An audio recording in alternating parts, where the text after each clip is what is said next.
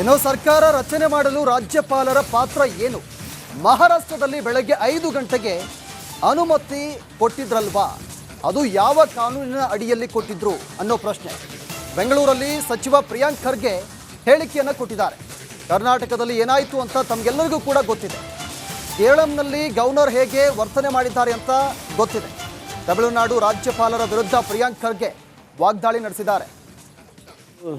Idea ನೋಡಿ, ಒಂದು ಐಡಿಯಾಲಜಿಯನ್ನು ನಾವು ಸೇಫ್ ಗಾರ್ಡ್ ಮಾಡಲಿಕ್ಕೆ ಪ್ರಯತ್ನವನ್ನು ನಾವು ಮಾಡ್ತಾ ಇದ್ದೀವಿ. ಈಗ ಅದನ್ನು ಅರ್ಥ ಮಾಡ್ಕೋಬೇಕಲ್ಲ. You have to keep BJP and there allies at bay. ಅದಕ್ಕೋಸ್ಕರ ಹೈಕಮಾಂಡ್ ಒಂದು ಡಿಸಿಷನ್ ತೊಗೊಂಡಿದೆ. ಅದಕ್ಕೆ ನಾವೆಲ್ಲರೂ ಬದ್ಧರಾಗಬೇಕಾಗ್ತದೆ. ಅದು ಆಮೇಲೆ ನಾವು DMK ಅವರಿಗೆ ನಾವು ಮೋಸ ಮಾಡ್ತಾ ಇದ್ದೀವಿ ಅಂತ ಅವರು ಇದೇ ಐಡಿಯಾಲಜಿನಲ್ಲಿ ಇರೋದಲ್ವ. ಆಮೇಲೆ ಅವರು ಸಹಾಯ ನಮ್ಮಿಂದ ತೊಗೊಂಡಿದ್ದಾರೆ, ನಾವು ಅವ್ರ ಕಡೆಯಿಂದ ಸಹಾಯ ತೊಗೊಂಡಿದ್ದೀವಿ. ಹಂಗಂತ ನಮ್ಮ ಐಡಿಯಾಲಜಿ ಬೇರೆ ಬೇರೆದಲ್ಲ. ಬಟ್ ಸಂದರ್ಭ ಹೀಗಿದೆ, ಸನ್ನಿವೇಶ ಹೀಗಿದೆ, ಅನಿವಾರ್ಯ ಪರಿಸ್ಥಿತಿ ಇದೆ. ನೋಡೋಣ ಏನಾಗುತ್ತೆ ಅಂತ. ಇಲ್ಲೇ ನೀವು ಬಹುಮತದ ಸಂಖ್ಯೆ ಸಹಿ ತೋರಿಸಿ ಅಂತ ನೋಡಿ. ಗವರ್ನರ್ಸ್ಗಳು ಪಾತ್ರ ಹೇಗಿದೆ ತಮಿಳುನಾಡು, ಕೇರಳ, ಕರ್ನಾಟಕ ಮತ್ತು ಎಲ್ಲೆಲ್ಲಿ ವಿರೋಧ ಪಕ್ಷದಲ್ಲಿ ಇದೆ ನೋಡಿದೆ. ಈಗ ನಿಮ್ಗೆ ಮರ್ತೋಗ್ಬಿಟ್ರ, ಮಹಾರಾಷ್ಟ್ರದಲ್ಲಿ ಬೆಳಿಗ್ಗೆ 5 ಗಂಟೆಗೆ ಪ್ರಮಾಣ ವಚನ ಕೊಟ್ಟಿದ್ರಲ್ಲ, ಅದ್ಯಾವ ಕಾನೂನು ಅಡಿನಲ್ಲಿ ಕೊಟ್ಟಿದ್ರು? ಬೆಳಿಗ್ಗೆ 5 ಗಂಟೆಗೆ ಪ್ರಮಾಣ ವಚನ ಕೊಟ್ಟಿದ್ರಲ್ಲ. ಇಲ್ಲಿ ಕರ್ನಾಟಕದಲ್ಲಿ ಏನಾಯಿತು ತಮಗೆಲ್ಲರಿಗೂ ಗೊತ್ತಿದೆ. ಕೇರಳನಲ್ಲಿ ಯಾವ ರೀತಿ ಗವರ್ನರ್ಸ್ ವರ್ತನೆ ಮಾಡಿದ್ದಾರೆ ಗೊತ್ತಿದೆ.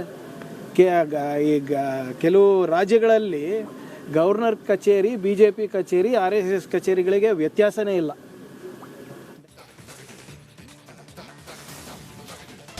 ಇನ್ನು ಸರ್ಕಾರ ರಚನೆ ಮಾಡಲು ರಾಜ್ಯಪಾಲರ ಪಾತ್ರ ಏನು? ಮಹಾರಾಷ್ಟ್ರದಲ್ಲಿ ಬೆಳಗ್ಗೆ 5 ಗಂಟೆಗೆ ಅನುಮತಿ ಕೊಟ್ಟಿದ್ರಲ್ವಾ?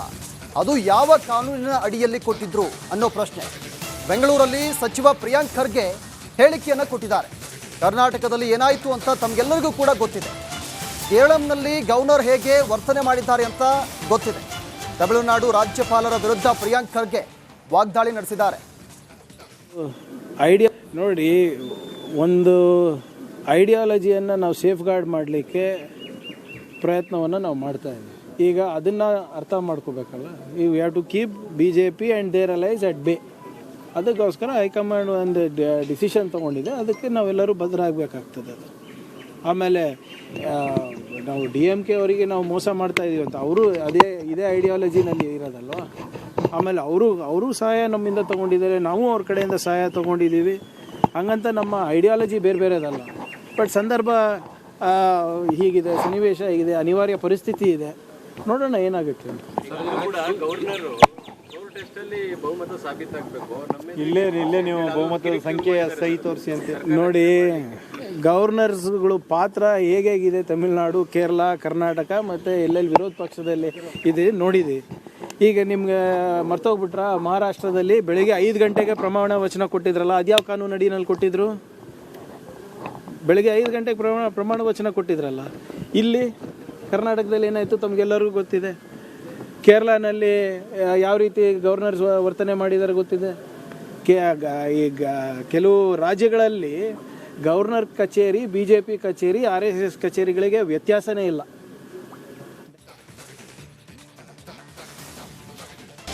ಇನ್ನು ಸರ್ಕಾರ ರಚನೆ ಮಾಡಲು ರಾಜ್ಯಪಾಲರ ಪಾತ್ರ ಏನು?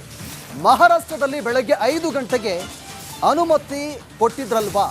ಅದು ಯಾವ ಕಾನೂನಿನ ಅಡಿಯಲ್ಲಿ ಕೊಟ್ಟಿದ್ರು ಅನ್ನೋ ಪ್ರಶ್ನೆ. ಬೆಂಗಳೂರಲ್ಲಿ ಸಚಿವ ಪ್ರಿಯಾಂಕ್ ಖರ್ಗೆ ಹೇಳಿಕೆಯನ್ನು ಕೊಟ್ಟಿದ್ದಾರೆ. ಕರ್ನಾಟಕದಲ್ಲಿ ಏನಾಯಿತು ಅಂತ ತಮಗೆಲ್ಲರಿಗೂ ಕೂಡ ಗೊತ್ತಿದೆ. ಕೇರಳಂನಲ್ಲಿ ಗವರ್ನರ್ ಹೇಗೆ ವರ್ತನೆ ಮಾಡಿದ್ದಾರೆ ಅಂತ ಗೊತ್ತಿದೆ. ತಮಿಳುನಾಡು ರಾಜ್ಯಪಾಲರ ವಿರುದ್ಧ ಪ್ರಿಯಾಂಕ್ ಖರ್ಗೆ ವಾಗ್ದಾಳಿ ನಡೆಸಿದ್ದಾರೆ. ಐಡಿಯಾ ನೋಡಿ, ಒಂದು ಐಡಿಯಾಲಜಿಯನ್ನು ನಾವು ಸೇಫ್ ಗಾರ್ಡ್ ಮಾಡಲಿಕ್ಕೆ ಪ್ರಯತ್ನವನ್ನು ನಾವು ಮಾಡ್ತಾ ಇದ್ದೀವಿ. ಈಗ ಅದನ್ನು ಅರ್ಥ ಮಾಡ್ಕೋಬೇಕಲ್ಲ. You have to keep BJP and there allies at bay. ಅದಕ್ಕೋಸ್ಕರ ಹೈಕಮಾಂಡ್ ಒಂದು ಡಿಸಿಷನ್ ತೊಗೊಂಡಿದೆ. ಅದಕ್ಕೆ ನಾವೆಲ್ಲರೂ ಬದ್ಧರಾಗಬೇಕಾಗ್ತದೆ. ಅದು ಆಮೇಲೆ ನಾವು DMK ಅವರಿಗೆ ನಾವು ಮೋಸ ಮಾಡ್ತಾ ಇದ್ದೀವಿ ಅಂತ ಅವರು ಇದೇ ಐಡಿಯಾಲಜಿನಲ್ಲಿ ಇರೋದಲ್ವ. ಆಮೇಲೆ ಅವರು ಸಹಾಯ ನಮ್ಮಿಂದ ತೊಗೊಂಡಿದ್ದಾರೆ, ನಾವು ಅವ್ರ ಕಡೆಯಿಂದ ಸಹಾಯ ತೊಗೊಂಡಿದ್ದೀವಿ. ಹಂಗಂತ ನಮ್ಮ ಐಡಿಯಾಲಜಿ ಬೇರೆ ಬೇರೆದಲ್ಲ. ಬಟ್ ಸಂದರ್ಭ ಹೀಗಿದೆ, ಸನ್ನಿವೇಶ ಹೀಗಿದೆ, ಅನಿವಾರ್ಯ ಪರಿಸ್ಥಿತಿ ಇದೆ. ನೋಡೋಣ ಏನಾಗುತ್ತೆ ಅಂತ. ಇಲ್ಲೇ ನೀವು ಬಹುಮತದ ಸಂಖ್ಯೆ ಸಹಿ ತೋರಿಸಿ ಅಂತ ನೋಡಿ, ಗವರ್ನರ್ಸ್ಗಳು ಪಾತ್ರ ಹೇಗಿದೆ ತಮಿಳುನಾಡು, ಕೇರಳ, ಕರ್ನಾಟಕ ಮತ್ತು ಎಲ್ಲೆಲ್ಲಿ ವಿರೋಧ ಪಕ್ಷದಲ್ಲಿ ಇದೆ ನೋಡಿದೆ. ಈಗ ನಿಮ್ಗೆ ಮರ್ತೋಗ್ಬಿಟ್ರ, ಮಹಾರಾಷ್ಟ್ರದಲ್ಲಿ ಬೆಳಿಗ್ಗೆ 5 ಗಂಟೆಗೆ ಪ್ರಮಾಣ ವಚನ ಕೊಟ್ಟಿದ್ರಲ್ಲ, ಅದ್ಯಾವ ಕಾನೂನು ಅಡಿನಲ್ಲಿ ಕೊಟ್ಟಿದ್ರು? ಬೆಳಿಗ್ಗೆ 5 ಗಂಟೆಗೆ ಪ್ರಮಾಣ ವಚನ ಕೊಟ್ಟಿದ್ರಲ್ಲ. ಇಲ್ಲಿ ಕರ್ನಾಟಕದಲ್ಲಿ ಏನಾಯಿತು ತಮಗೆಲ್ಲರಿಗೂ ಗೊತ್ತಿದೆ. ಕೇರಳನಲ್ಲಿ ಯಾವ ರೀತಿ ಗವರ್ನರ್ಸ್ ವರ್ತನೆ ಮಾಡಿದ್ದಾರೆ ಗೊತ್ತಿದೆ. ಈಗ ಕೆಲವು ರಾಜ್ಯಗಳಲ್ಲಿ ಗವರ್ನರ್ ಕಚೇರಿ, BJP ಕಚೇರಿ, RSS ಕಚೇರಿಗಳಿಗೆ ವ್ಯತ್ಯಾಸನೇ ಇಲ್ಲ.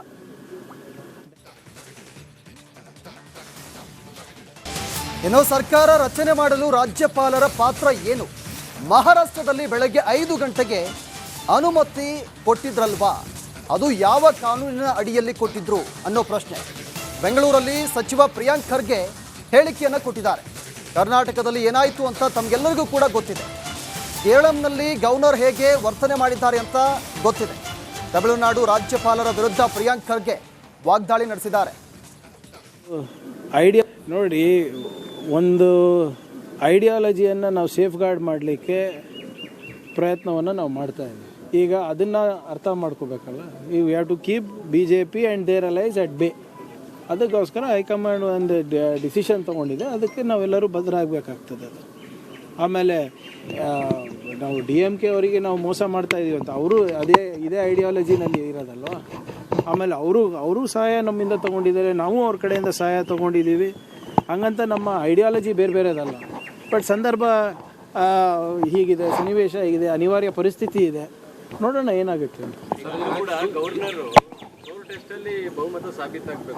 ಇಲ್ಲೇ ನೀವು ಬಹುಮತದ ಸಂಖ್ಯೆ ಸಹಿ ತೋರಿಸಿ ಅಂತ ನೋಡಿ, ಗವರ್ನರ್ಸ್ಗಳು ಪಾತ್ರ ಹೇಗಿದೆ ತಮಿಳುನಾಡು, ಕೇರಳ, ಕರ್ನಾಟಕ ಮತ್ತು ಎಲ್ಲೆಲ್ಲಿ ವಿರೋಧ ಪಕ್ಷದಲ್ಲಿ ಇದೆ ನೋಡಿದೆ.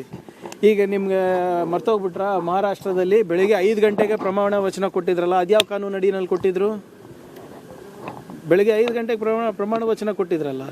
ಇಲ್ಲಿ ಕರ್ನಾಟಕದಲ್ಲಿ ಏನಾಯಿತು ತಮಗೆಲ್ಲರಿಗೂ ಗೊತ್ತಿದೆ. ಕೇರಳನಲ್ಲಿ ಯಾವ ರೀತಿ ಗವರ್ನರ್ಸ್ ವರ್ತನೆ ಮಾಡಿದ್ದಾರೆ ಗೊತ್ತಿದೆ. ಈಗ ಕೆಲವು ರಾಜ್ಯಗಳಲ್ಲಿ ಗವರ್ನರ್ ಕಚೇರಿ, BJP ಕಚೇರಿ, RSS ಕಚೇರಿಗಳಿಗೆ ವ್ಯತ್ಯಾಸನೇ ಇಲ್ಲ.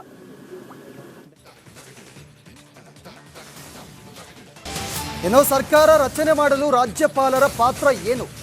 ಮಹಾರಾಷ್ಟ್ರದಲ್ಲಿ ಬೆಳಗ್ಗೆ 5 ಗಂಟೆಗೆ ಅನುಮತಿ ಕೊಟ್ಟಿದ್ರಲ್ವಾ? ಅದು ಯಾವ ಕಾನೂನಿನ ಅಡಿಯಲ್ಲಿ ಕೊಟ್ಟಿದ್ರು ಅನ್ನೋ ಪ್ರಶ್ನೆ. ಬೆಂಗಳೂರಲ್ಲಿ ಸಚಿವ ಪ್ರಿಯಾಂಕ್ ಖರ್ಗೆ ಹೇಳಿಕೆಯನ್ನು ಕೊಟ್ಟಿದ್ದಾರೆ. ಕರ್ನಾಟಕದಲ್ಲಿ ಏನಾಯಿತು ಅಂತ ತಮಗೆಲ್ಲರಿಗೂ ಕೂಡ ಗೊತ್ತಿದೆ. ಕೇರಳಂನಲ್ಲಿ ಗವರ್ನರ್ ಹೇಗೆ ವರ್ತನೆ ಮಾಡಿದ್ದಾರೆ ಅಂತ ಗೊತ್ತಿದೆ. ತಮಿಳುನಾಡು ರಾಜ್ಯಪಾಲರ ವಿರುದ್ಧ ಪ್ರಿಯಾಂಕ್ ಖರ್ಗೆ ವಾಗ್ದಾಳಿ ನಡೆಸಿದ್ದಾರೆ. ಐಡಿಯಾ ನೋಡಿ, ಒಂದು ಐಡಿಯಾಲಜಿಯನ್ನು ನಾವು ಸೇಫ್ ಗಾರ್ಡ್ ಮಾಡಲಿಕ್ಕೆ ಪ್ರಯತ್ನವನ್ನು ನಾವು ಮಾಡ್ತಾ ಇದ್ದೀವಿ. ಈಗ ಅದನ್ನು ಅರ್ಥ ಮಾಡ್ಕೋಬೇಕಲ್ಲ. You have to keep BJP and there allies at bay. ಅದಕ್ಕೋಸ್ಕರ ಹೈಕಮಾಂಡ್ ಒಂದು ಡಿಸಿಷನ್ ತೊಗೊಂಡಿದೆ. ಅದಕ್ಕೆ ನಾವೆಲ್ಲರೂ ಬದ್ಧ ಆಗಬೇಕಾಗ್ತದೆ. ಅದು ಆಮೇಲೆ ನಾವು DMK ಅವರಿಗೆ ನಾವು ಮೋಸ ಮಾಡ್ತಾ ಇದ್ದೀವಿ ಅಂತ ಅವರು ಇದೇ ಐಡಿಯಾಲಜಿನಲ್ಲಿ ಇರೋದಲ್ವ. ಆಮೇಲೆ ಅವರು ಸಹಾಯ ನಮ್ಮಿಂದ ತೊಗೊಂಡಿದ್ದಾರೆ,